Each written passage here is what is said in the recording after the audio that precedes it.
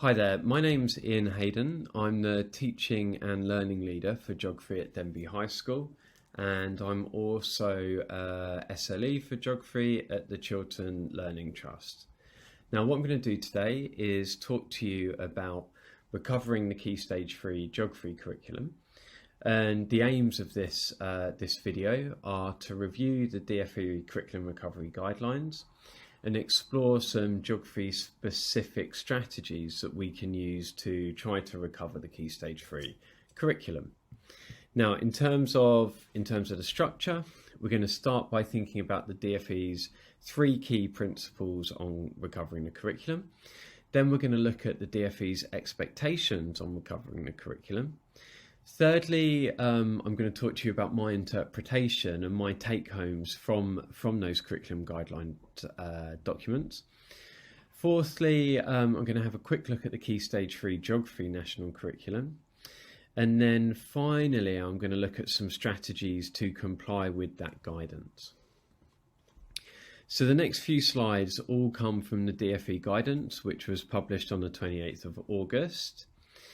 And the first thing that the guidance states is that there are 3 key principles that underpin advice on curriculum planning. So the first of these principles is that education is not optional. The second is that the curriculum remains broad and ambitious. And the third is that online education continues to be developed.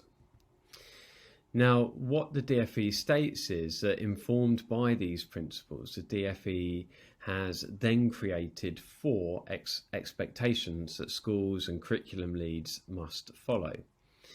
So the first of these expectations is that an ambitious and broad curriculum must be taught in all subjects from the start of the autumn term.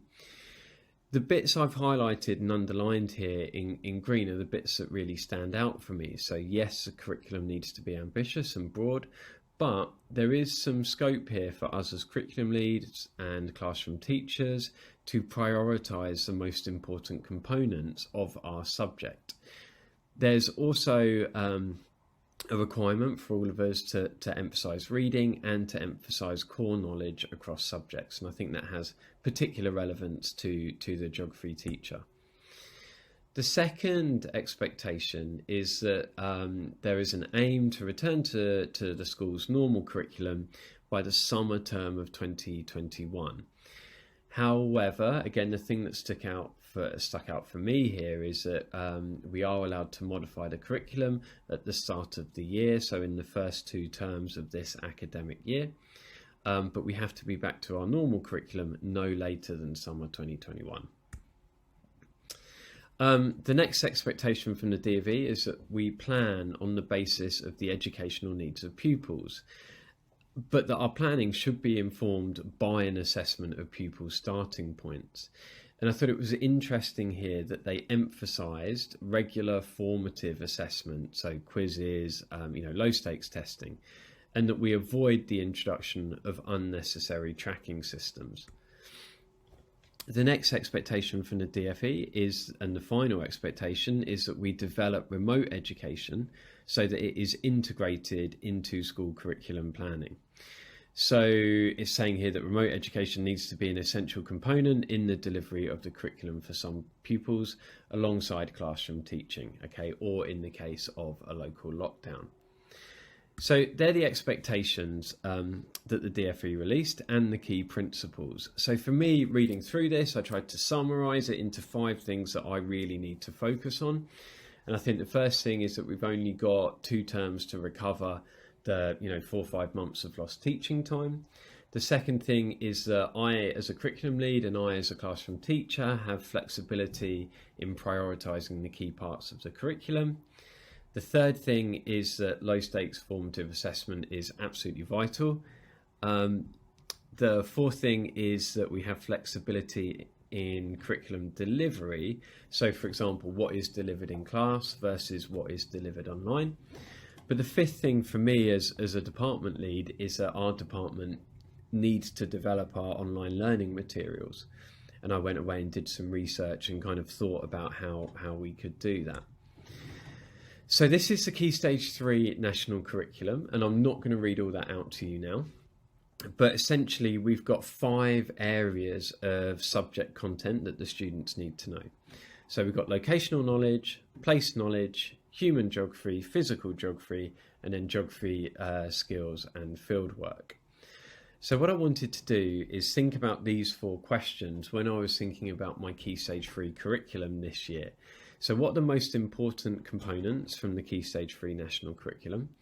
What are the components that, if possible, really need to be taught in the classroom? What are the components that may work well when taught online? And what are the components that have the most common or entrenched student misconceptions? So thinking about these questions, I came up with the following. So in my opinion, the most important components are the human and physical geographical processes that are a requirement of the Key Stage 3 national curriculum, and then the locational knowledge and map skills work.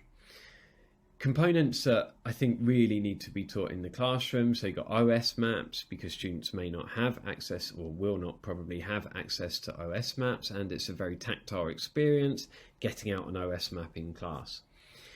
General map skills, I think, ideally need to be taught in classrooms to address some of those misconceptions where possible. The human and physical geography of one place. So the national curriculum document says we have to teach 2 places, both Asia and the Middle East, but actually I think in light of the guidance, we can teach 1 place in the classroom and 1 place can be taught offline. Components that may work well when taught online. I think a lot of locational knowledge, it is an absolutely key component of geography, but I do think using Google Maps is beneficial, so that can be taught online. Flipped learning of some of the human and physical processes, so thinking about how we can pre-teach those topics is something I wanted to explore before we taught them in the classroom, so that there would hopefully be less misconceptions. And then that leads me on to the final point. So components that have the most common or entrenched student misconceptions. Well, I think locational knowledge and map skills for most Key Stage 3 students. So again, it's thinking about how can I spend less time on addressing those misconceptions while still ensuring that students make progress in that knowledge. So in terms of my take-homes, I think we've looked at the first 2 very briefly, of course, but thinking about how I'm going to recover lost teaching time, so what can be taught online, and how can I address misconceptions so that I spend less time on those, as well as some parts of the curriculum that can be cut. I've also looked at how I'm going to prioritise parts of the curriculum by looking at those 4 questions. So the next thing is in terms of our low stakes formative assessment. What am I going to be doing to ensure that assessment is being carried out in the subject? So this is a statement about how a geography department is going to approach assessment. So they're saying students in all year groups will be taking part in a baseline assessment conducted in exam conditions, covering the key knowledge and skills that they will be taught in the upcoming academic year, as well as reviewing some knowledge that they'd already been taught. So this is one approach to assessment that could be taken. It's not the approach that I'm going to take. So rather than doing this kind of high stakes baseline testing, what I'm going to do and what my department is going to do is focus on low stakes testing. How are we going to do it? Well, we're going to have low stakes, multiple choice or true or false knowledge-based assessments at the beginning of each unit. And that'll be clearly labelled in the student's books as their baseline assessment. We're going to interleave low stakes testing from previously studied units. So for example, our year 8s have a unit on kind of water world, so rivers and coasts.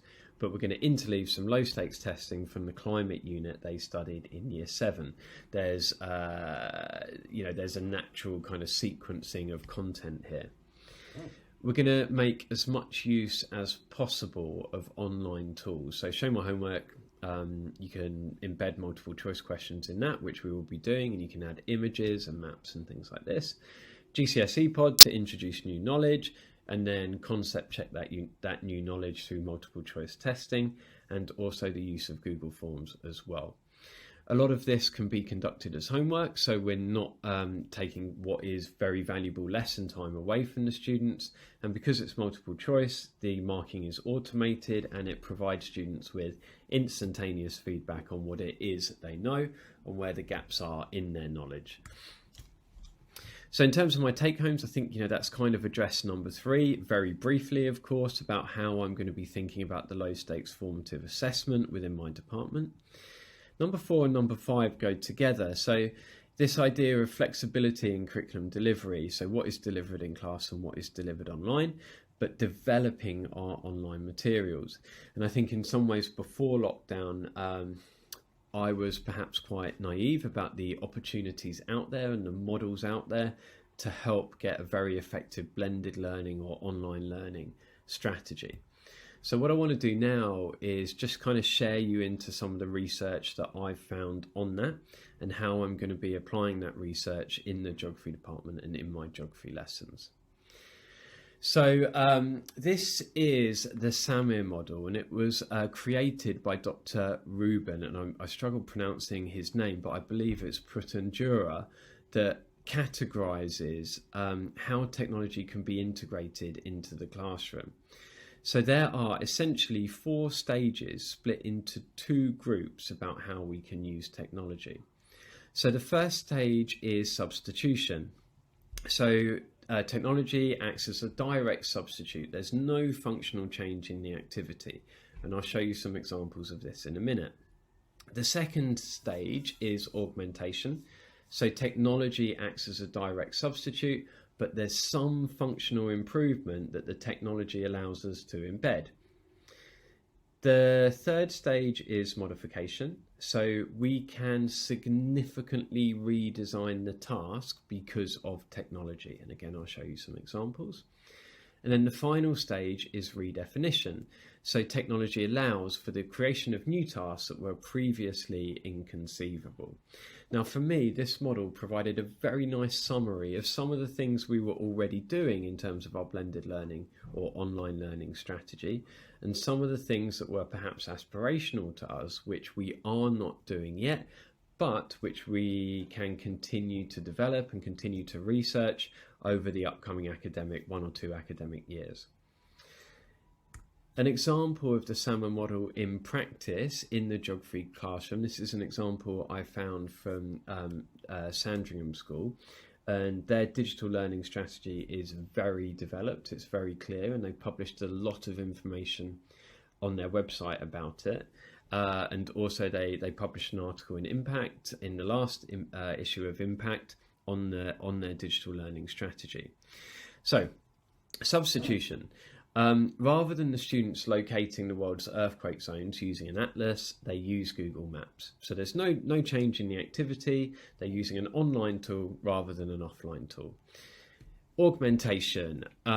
So you can use a geological survey and overlay that on Google Earth, so you can then explore earthquakes in detail and explore the rock types of those earthquakes and things like that.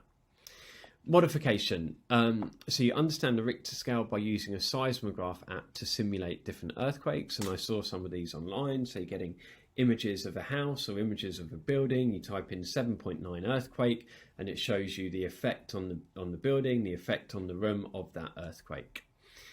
Redefinition. So here we can use a simulation app to choose appropriate building materials and building models, and then see what damage the earthquake would do to those building materials. So again, this is something we wouldn't have been able to do previously because that app didn't exist. It's an entirely new activity. Now, what I'm going to do is I'm going to read you some statements from a geography department and their online strategy. And I'd just like you to think, what stage of the Samir model is it? So is it substitution? Is it augmentation? Is it modification? Or is it redefinition? So the first stage, moving your tectonics baseline assessment onto Google Forms. Okay, so I guess most of you would have got this right. So this is substitution. There's no change in the task here. We're just moving it from an offline activity to an online activity. And this is not to say that, the redefinition stage is more value than the substitution stage. We're just making sure we know what language we are using when we are, building our curriculum or designing our curriculum. The second one, so you edit your tectonics baseline assessment into a multiple choice quiz that provides students with instant feedback. Okay, so this one is augmentation. So we've got the quiz, we've changed the function of it slightly, but ultimately it is still a quiz. The next one, so students complete a 4-mark exam question on a Google Doc rather than in their exercise book.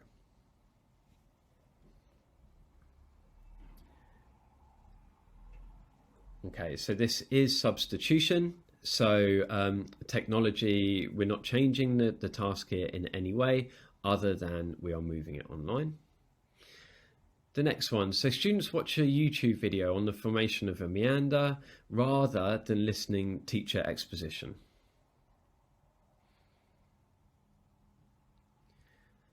So again, this is substitution. You're replacing the teacher with an animated YouTube video. The next one, students watch a YouTube video on the formation of a meander through the app Edpuzzle. And on this app, the teacher can add concept checking questions as the student moves through the content of the video.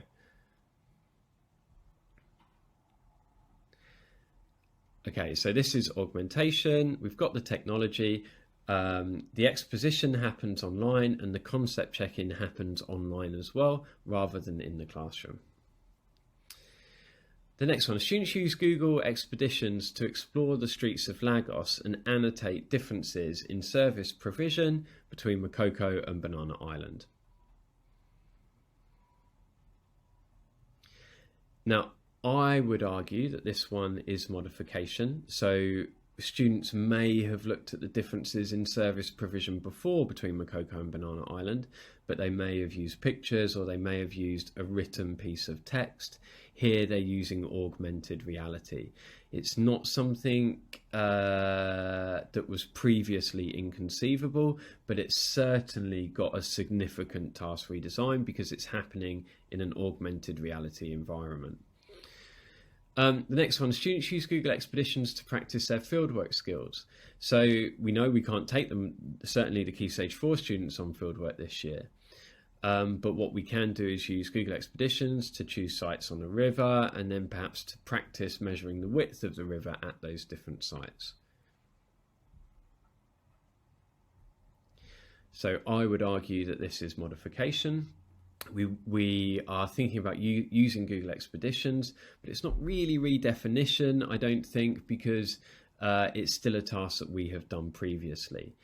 Now, for me and my department, most of the things we're going to be doing this year are at that substitution, augmentation and modification stage. In terms of redefinition, I think this is a longer term process. It involves quite a lot of exploration about what digital materials are out there and how we can really create kind of a revolutionary curriculum based on those materials. So this is how it's going to look in my department. So some of the substitution activities that we'll be doing, so locational knowledge as already mentioned, using Google Maps rather than atlases. We'll be uploading the lesson materials onto the drive and onto the classroom so that students have access to those materials in case of another lockdown. In terms of augmentation, we're going to be doing lots of low stakes online assessments to automate the marking, and we're going to use a variety of tools to do that. We're going to increase the use of flipped learning to address those topics that have a lot of misconceptions from students so that we can try and see if we can make the teaching of those topics more efficient. There's going to be some modification, and a lot of the modification is going to go about via Google Expeditions. So we're going to look at using Google Expeditions to increase locational knowledge and fieldwork skills to a certain extent, as much as we can, in different locations. So we're going to be looking at Africa, Russia and Asia using Google Expeditions. In terms of redefinition, this is less well defined at the moment, but there are some simulation earthquake apps that I've looked at and I've posted a link for you.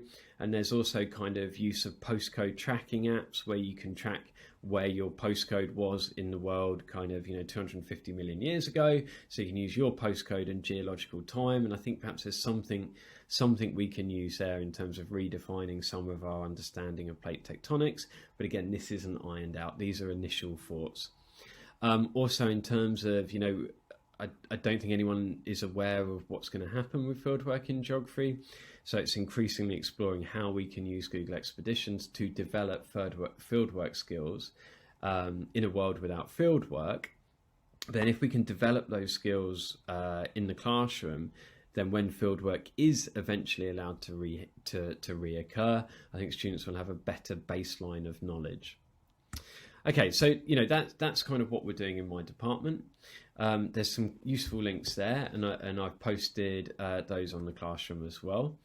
And I think in terms of my take homes from the guidance, less than 2 terms to recover. So we've got to think very carefully about what we teach in the class and what we teach offline.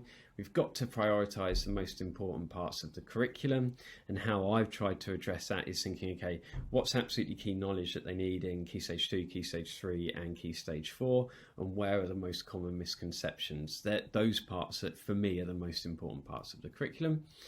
Low stakes assessment is going to be vital. I absolutely don't want my students to be taking part in lots of high stakes testing because of their well-being and because they've had a long extended period outside of school. This idea of being flexible about how the curriculum is taught, so what we deliver on and offline. But I'm going to be using the Samir model to think about how I develop my online teaching, because I think that provides me with a very nice framework and some good justifications about why I've adopted that particular strategy with that activity or with that unit or with that knowledge. So that's everything. I hope you found it useful. Yeah, thank you.